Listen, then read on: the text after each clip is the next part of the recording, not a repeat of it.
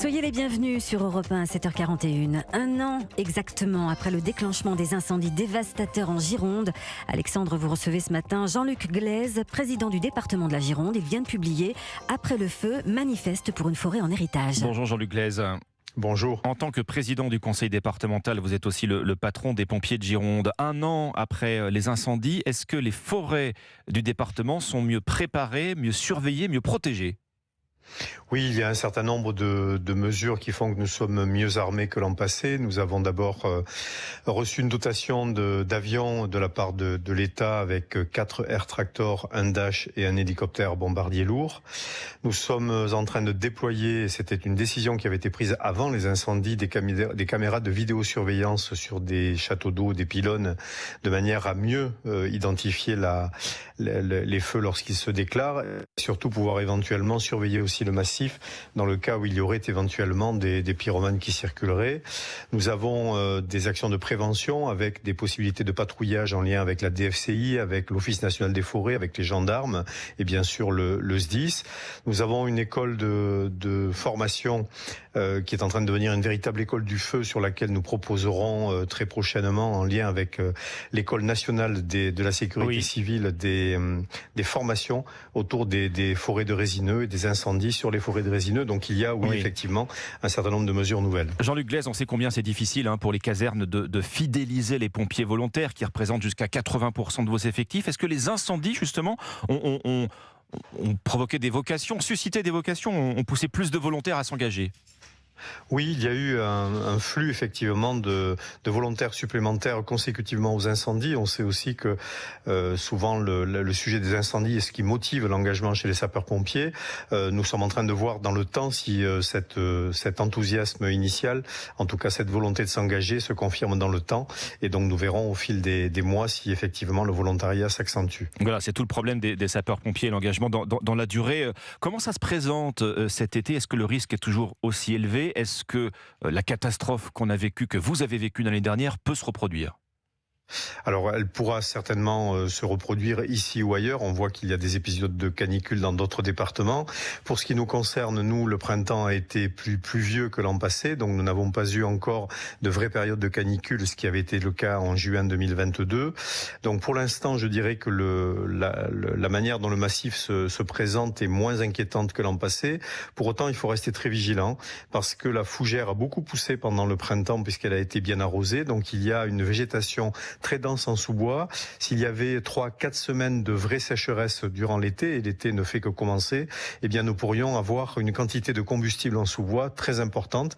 Donc nous restons très vigilants et très prudents. Alors davantage de pompiers, davantage de matériel, des moyens de haute technologie, des drones. Vous évoquez les fougères, Jean-Luc Glaise.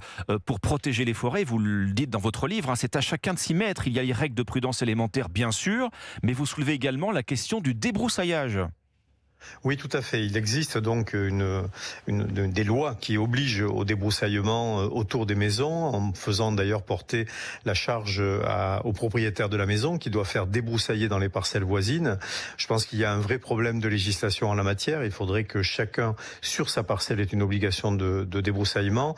Et puis deuxièmement, les maires sont chargés du contrôle et de la sanction, ce qui est toujours très compliqué lorsqu'ils connaissent leurs habitants, parfois de façon personnelle. Et donc je pense qu'il faudrait que le contrôle revienne au service de l'État, mais en tout cas, le débroussaillement est évidemment une mesure fondamentale pour éviter l'arrivée de feu en proximité des maisons. Ce système de météo des forêts qui vient d'être mis en place, ça va changer quoi exactement ?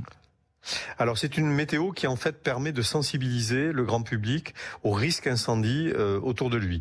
Et donc la sensibilisation est importante parce qu'elle permet à ce moment-là d'éviter des actes encore plus imprudents et surtout la fréquentation en forêt de façon un peu désordonnée sur des périodes à risque. En revanche, ça n'est pas une météo qui nous permet, par exemple, opérationnellement au niveau des pompiers, de déclencher les canadaires, puisqu'il y a aussi là une possibilité de les déclencher 48 heures avant. Cette météo forêt n'est pas destinée aux sapeurs-pompiers, c'est vraiment une météo grand public pour sensibiliser la population. Il y a quelque chose qui vous a agacé quand même, et vous ne vous en cachez pas d'ailleurs dans votre livre, Jean-Luc Glaise, c'est le défilé des responsables politiques l'été dernier sur le front des incendies. Alors c'est pas tant le fait qu'ils viennent s'intéresser à ce qui se passe, ça me paraissait tout à fait important aussi qu'ils se rendent compte de ce qui se passe. Ce qui était un peu dommage, c'est de voir qu'ils ne traversaient pas par exemple les zones incendiées lorsqu'ils se déplaçaient d'un poste de commandement à un autre, alors qu'à mon avis l'important c'était de constater ce qui était en train de se passer, de pouvoir de visu voir la réalité de ces incendies et de leur impact sur l'environnement. Donc c'était le sentiment parfois effectivement de visite très protocolaire, mais qui n'entrait pas véritablement dans le fond du sujet en se déplaçant sur les lieux. Ceci étant, quelques enseignements ont été tirés puisque nous avons eu des avions depuis. La forêt en héritage, écrivez-vous, transmettre la forêt à nos enfants, combat de longue haleine, hein, le réchauffement est là pour durer. C'est pas un combat perdu d'avance, Jean-Luc Glaise?